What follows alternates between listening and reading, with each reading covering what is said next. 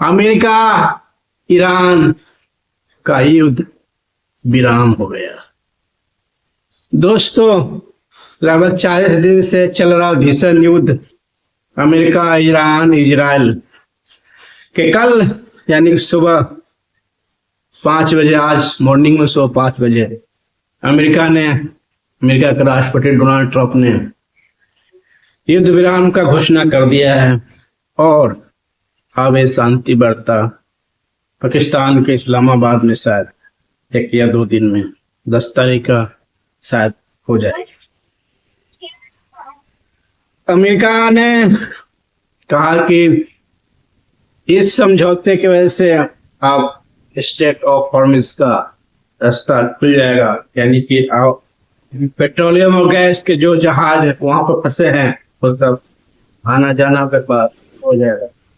दोस्तों, आप लोग बता दो, लगभग 40 दिन से युद्ध चल रहा है। इसके वजह से पेट्रोल और गैस का रेट बढ़ गया था, क्योंकि जो स्टेट ऑफ हॉर्मुज़ है, ज्यादातर इंडिया के 60% और चाइना के लगभग 80-85% गैस और तेल हम लोग उसी रास्ते से मंगाते हैं, खाड़ी के देशों से।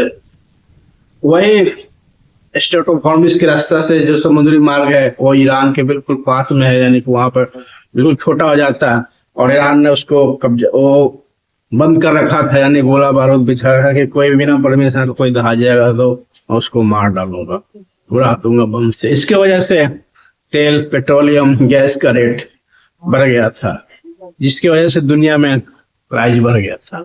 लेकिन अब ये ट्रंप साहब का सीज फायर का ऐलान करते हुए ऐलान की सूचना आते ही पेट्रोल का दाम 70% नीचे आ गया।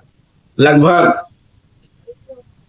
$92 के आसपास प्रति बैरल के हिसाब से अब मार्केट में उपलब्ध हो गई, जो $110-120 के ऊपर पहुंच गई थी। और इसके वजह से शेयर मार्केट में भी, दुनिया भर के शेयर मार्केट युद्ध के कारण बिल्कुल सब लाल लाल दिखा रहा था, यानी कि नीचे माइनस में जा रहा था। ट्रंप साहब के ऐलान करते हुए शेयर मार्केट भी सब हरा हरा हो गया, यानी कि दुनिया भर का शेयर मार्केट में उछाल हो गया, पॉइंट बढ़ गई, शेयर मार्केट बढ़ गया। ये देख लो, एक देश अमेरिका, एक राष्ट्रपति डोनाल्ड ट्रंप, एक छोटा सा लाउंस कुछ भी कह दे, मार्केट ऊपर नीचे, तेल के भाव ऊपर नीचे। क्या है भाई अमेरिका, मानना पड़ेगा। चलो, ये तो अच्छा हुआ, युद्ध विराम हो गया, लेकिन युद्ध विराम अभी परमानेंट नहीं हुआ, सिर्फ 15 दिन के लिए हुआ है। 15 दिन के अंदर अब ईरान से बातचीत होगी। कहने को तो पाकिस्तान इसमें मध्यस्थता करेगा, इस्लामाबाद में बुलाएगा 10 तारीख को ईरान का जो 10 प्रतिनिधि हो और अमेरिका का जो प्रतिनिधि हो जाएगा। इस्लामाबाद में बैठकर ईरान जो शर्त रखा है 10, शायद 10 शर्त में कितने शर्त अमेरिका मानता है वो तो आने वाला वक्त ही बताएगा। अगर शायद अमेरिका शर्त नहीं मानता है तो हो सकता है फिर युद्ध चालू हो जाएगा, फिर शुरू हो जाएगा पहले वाला स्थिति।